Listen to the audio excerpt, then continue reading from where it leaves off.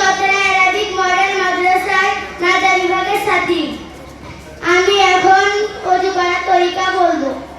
ওযু করার তরিকা, ওযু তেলিয়ত করা সুন্নত, বিসমিল্লাহ পড়া সুন্নত, দোনো হাতের কবজি সহ তিনবার দুয়া সুন্নত,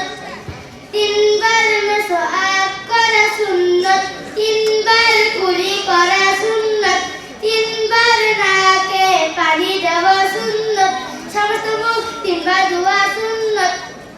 ডান হাতের কড়ি সহ তিনবার ধোয়া সুন্নত, বাম হাতের কড়ি সহ তিনবার ধোয়া সুন্নত, দোনো হাতের আঙ্গুলি খিলাল করা সুন্নত, সমস্ত মাথাতে